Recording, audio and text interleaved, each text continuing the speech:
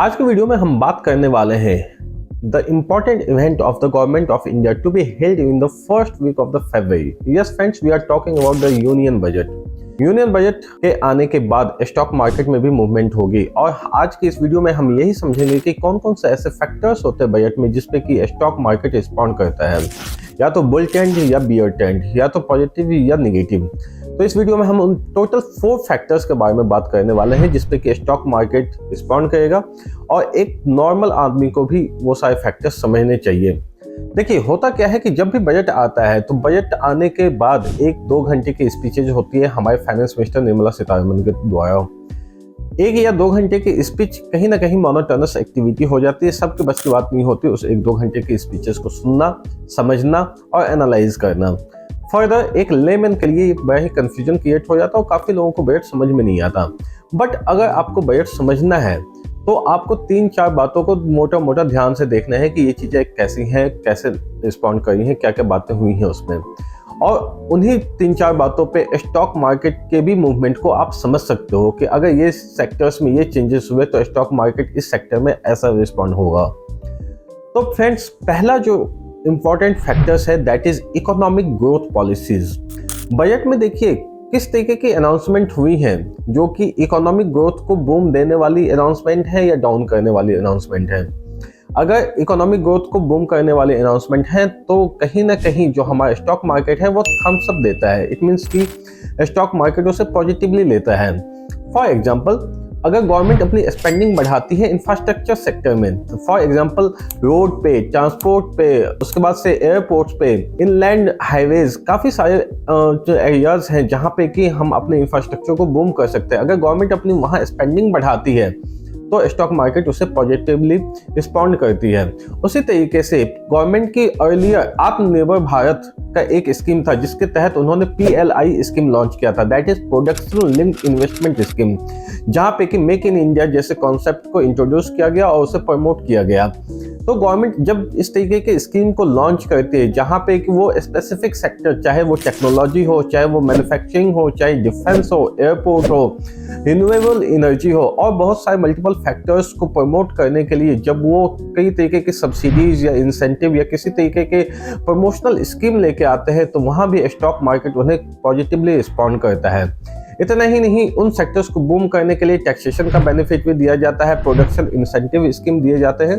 तो गवर्नमेंट के पास कई वेज होते हैं जिसके तहत वो अपने इकोनॉमी को बूम करने के लिए कॉर्पोरेट्स और सेक्टर्स में अलग अलग तरीके के इंसेंटिव स्कीम लॉन्च कर सकते हैं और इस तरीके से स्टॉक मार्केट उनको पॉजिटिवली रिस्पॉन्ड करता है। सेकंड हम बात करते हैं फिस्कल डेफिसिट की। फिस्कल डेफिसिट होता क्या है? फिस्कल डेफिसिट ये होता है कि जब आपकी एस्टिमेटेड रेवेन्यू आपकी कम होती है एस्टिमेटेड एक्सपेंसेस से। इट मींस, अगर इसको मैं एक एग्जांपल के तहत समझूं तो अगर किसी पर्सन की एस्टिमेटेड सैलरी 1 लाख रुपीज है और उसकी एस्टिमेटेड एक्सपेंस अगले महीने की 1.5 लाख रुपीज है तो उसका जो बजट होगा अगले महीने का वो 50,000 से शॉर्टफॉल होगा, मींस डिफिसिट होगा। वाजिब सी बात है, गवर्नमेंट ऑफ इंडिया के लिए ये नंबर्स 1 लाख नहीं होते बल्कि थाउजेंड्स ऑफ करोड़ में होते हैं। तो जब गवर्नमेंट ऑफ इंडिया का बजट मोस्टली डिफिसिट में होता है, क्योंकि इंडिया जो है एक बहुत बड़ी कंट्री है और गवर्नमेंट ऑफ इंडिया के लिए इतनी बड़ी कंट्री की इकोनॉमी को मैनेज करना आसान नहीं है। तो जब गवर्नमेंट ऑफ इंडिया का जो मोस्टली बजट है वो हर साल डिफिसिट में होता है। और रिसेंटली आपने देखा होगा कि 2019-20 में कोविड के आने के बाद जो ये डिफिसिट था वो काफी बढ़ गया था।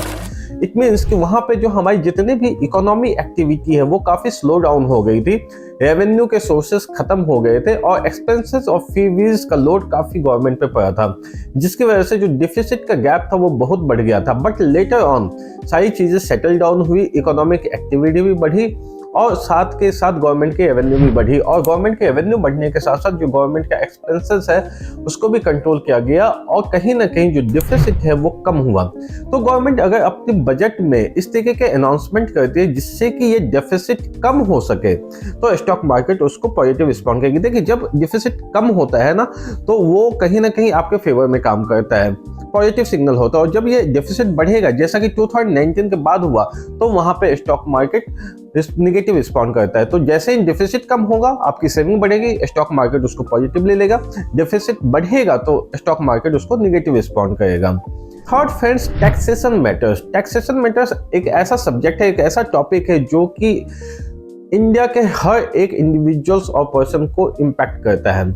फॉर एग्जाम्पल, अगर आप इनकम टैक्स के स्लैब में आते हैं तो आप पे इनकम टैक्स लगता है, बट अगर आप इनकम टैक्स के स्लैब से बाहर है, मीन्स कि आप बेसिक एग्जाम्पशन लिमिट आपके ऊपर एप्लीकेबल नहीं होती, कहीं ना कहीं आप एग्जाम्प्ट हो जाते हो इनकम टैक्स से, तो आप डेली कंजम्पशन में कोई ना कोई ऐसी चीज जरूर कंज्यूम करते होंगे जिसपे कि आपका जीएसटी लगे। और आज के डेट में तो पॉपकॉर्न पे भी जीएसटी है, ये आपको पता है। Keep your voice down. तो आज के डेट में इंडिया का कोई भी सिटीजन ऐसा नहीं होगा जो कि जीएसटी से बच सकता है। तो फ्रेंड्स, अब अगर मैं टैक्सेशन की बात करूं तो अगर गवर्नमेंट किसी भी तरीके से पर्सनल इनकम टैक्स जो कि इंडिविजुअल के रिगार्डिंग है, तो अगर इनकम टैक्स में किसी भी तरीके का बेनिफिट देती है गवर्नमेंट, तो वो इन्वेस्टर के पॉइंट ऑफ व्यू से, इकोनॉमी के पॉइंट ऑफ व्यू से एक पॉजिटिव सिग्नल जाता है और स्टॉक मार्केट उसे पॉजिटिव रिस्पॉन्ड करेगा। इनकम टैक्स में छूट देने के कई तरीके हो सकते हैं। For example, basic exemption limit को बढ़ा देना, अभी तक 3 लाख पे है, 4 लाख कर दीजिए, 5 लाख कर दीजिए, कुछ भी कर दीजिए। सेकंड, रिबेट को आप बढ़ा सकते हो, आप टैक्स रेट को कम कर सकते हो, सरचार्ज को कम कर सकते हो, एजुकेशन सेस को कम कर सकते हो, और इसके अलावा कई मल्टीपल वेज हो सकते हैं जिसके तरीके से गवर्नमेंट आपके इनकम टैक्स की जो लायबिलिटी है उसको कम कर सकती है और आपकी पॉकेट साइज को बढ़ा सकती है। तो क्या इनकम टैक्स के कम होने से गवर्नमेंट को कोई नुकसान होगा? देखिए, एक थॉट प्रोसेस ये भी है जो कि इनकम टैक्स कम करने से गवर्नमेंट का रेवेन्यू कलेक्शन नहीं इम्पैक्ट होगा। क्यों? क्योंकि जब इनकम टैक्स कम होगा तो आपकी पॉकेट साइज बढ़ेगी, आपकी सेविंग बढ़ेगी और कहीं ना कहीं इकोनॉमी में आप स्पेंड करोगे उस पैसे को, और तब डिमांड जनरेट होगी, और जब डिमांड जनरेट होगी तो इंडियन की कंपनी जो है उसको मीट करने के लिए प्रोडक्शन करेंगी और जीडीपी हमारा बढ़ेगा, और जैसे ही जीडीपी बढ़ेगा तो हमारा जीएसटी का collection, goods and service tax का कलेक्शन वो बढ़ेगा। तो आपका गवर्नमेंट ऑफ इंडिया का इनकम टैक्स का रेवेन्यू बेशक कम होगा लेकिन जीएसटी का रेवेन्यू कलेक्शन बढ़ जाएगा।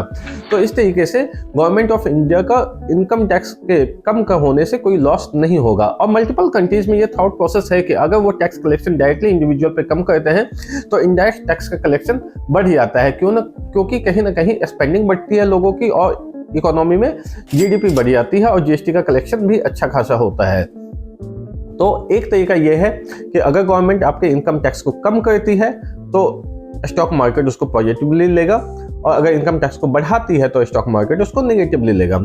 Second, corporate tax. Corporate tax देखिए, जो हमारी कंपनियों पे टैक्स लगता है वो आज के डेट में 25% से 30% पे है, सब्जेक्ट टू टर्नओवर क्राइटेरिया। अगर गवर्नमेंट किसी भी तरीके से इस टैक्सेशन में बेनिफिट देती है, अगर 25% से उसको कम किया जाता है या कॉर्पोरेट टैक्स में किसी भी तरीके का इंसेंटिव दिया जाता है या उनकी लायबिलिटी कम की जाती है कॉर्पोरेट टैक्स की, तो वाजिब सी बात है ये उनके प्रॉफिट से लिंक्ड होता है और कंपनी का प्रॉफिट आफ्टर टैक्स जो होगा वो बढ़ेगा। और जैसे ही कॉर्पोरेट्स का प्रॉफिट आफ्टर टैक्स बढ़ेगा, इकोनॉमी डायरेक्टली उससे लिंक होती है और स्टॉक मार्केट उसे थम्स अप देगा। इसी तरीके से नेक्स्ट, अब अगर हम बात कर लें तो एक होता है कैपिटल गेन टैक्स की। कैपिटल गेन 2 तरीके के होते हैं, capital gain tax, long term capital gain tax और short term capital gain tax. Long term capital gain tax आपको पता है 12.5% है और short term capital gain tax 20% है। हालांकि मेरे हिसाब से इसमें कोई चांसेस नहीं है कि ये कैपिटल गेन टैक्स कम होगा, बट अगर गवर्नमेंट इसमें किसी भी तरीके का रिबेट देती है, कैपिटल गेन टैक्स में किसी भी तरीके की छूट मिलती है, तो इकोनॉमी उसको पॉजिटिवली रिस्पॉन्ड करेगी और स्टॉक मार्केट अगेन उस पर पॉजिटिव रिस्पॉन्ड करेगा।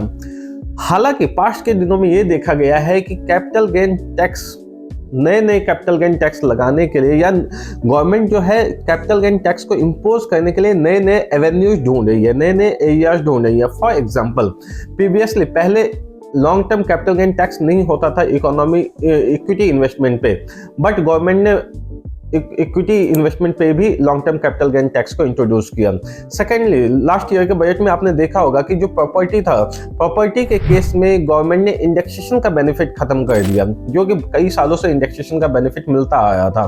तो इस तरीके से गवर्नमेंट ने अलग अलग तरीके के नए एरियाज ढूंढते कहाँ कि अपने रेवेन्यू को कैसे वो बढ़ाएं, और उसके लिए वो अलग अलग एरियाज पे वो कैपिटल गेन टैक्स को इम्पोज करती हैं। तो इस तरीके से अगर ऐसा करती हैं तो स्टॉक मार्केट अगर उन्होंने टैक्स बढ़ाया या फिर नए एरियाज में टैक्स लगाया तो स्टॉक मार्केट उसको निगेटिव रिस्पॉन्ड करेगा, बट अगर इसमें यहाँ पे कोई छूट मिलती है तो स्टॉक मार्केट उसको पॉजिटिवली रिस्पॉन्ड करेगा। And next and fourth factors is foreign direct investment, FDI.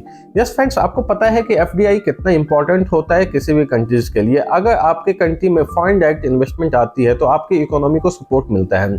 आज के डेट में देखिए सिचुएशन कैसा है। आज के डेट में रशिया एंड यूक्रेन का युद्ध चल रहा है, इजराइल एंड हमास का युद्ध चल रहा है। ट्रंप साहब की नई डेली ना डेली कोई ना कोई अनाउंसमेंट आ जाती है, आप टीवी ऑन करेंगे। आज के डेट में भी आपने देखा होगा कि बांग्लादेश पे बहुत सारे रिस्ट्रिक्शंस लगाए ट्रंप गवर्नमेंट ने। इमिग्रेंट्स को बाहर करने के लिए ट्रंप गवर्नमेंट काफ़ी सारे एक्शंस लिए और बहुत सारे उनके पॉलिसीज ऐसे हैं जो कि अमेरिका फर्स्ट पे फोकस करती है, ना कि बाकी चीज़ों पे। तो इस तरीके से जो फॉरेन डायरेक्ट इन्वेस्टमेंट है वो इंडिया के लिए बहुत अहम होता है। और फॉरेन डायरेक्ट इन्वेस्टमेंट को, India is a diplomatic country, तो कहीं ना कहीं फॉरेन डायरेक्ट इन्वेस्टमेंट को इंडिया बढ़ाने के लिए स्टेप्स लेगी। और इंडिया अपने ट्रेड रिलेशंस को जितना ज़्यादा मजबूत करेंगे, अपने टैक्स ट्रीटीज को जितना ज़्यादा स्ट्रॉन्ग करेंगे और जितने पॉजिटिव स्टेप्स लेंगे ताकि उनके एफडीआई बढ़ सके, तो स्टॉक मार्केट उनको पॉजिटिवली रिस्पॉन्ड करेंगे, क्योंकि उसकी वजह से कहीं ना कहीं इकोनॉमी में सपोर्ट आएगा, कहीं ना कहीं इकोनॉमी में बूम आएगा। So friends, this are the basic 4 major factors जिस पे स्टॉक मार्केट का मूवमेंट काफ़ी डिपेंड करता है। Economic growth policies, fiscal deficit, taxation matters and FDI. आप भी इस 4 फैक्टर्स को कंसीडर करके अगर इन 4 बातों को बजट में ध्यान से सुनते और समझते हैं तो आपके लिए बजट को एनालाइज करना आसान हो जाएगा। इसके बाद फ्रेंड्स, आज तो ये वीडियो आपके बजट की अंडरस्टैंडिंग के लिए। नेक्स्ट वीडियो आपके लिए रिलीज मैं करूँगा पोस्ट बजट, ताकि आप बजट को एक्चुअल में बजट में क्या क्या अनाउंसमेंट हुए और उनको ईजी लैंग्वेज में कैसे आप एनालाइज कर सकते हैं। So if you like this video, please keep watching and do subscribe and press the bell icon. Thank you so much.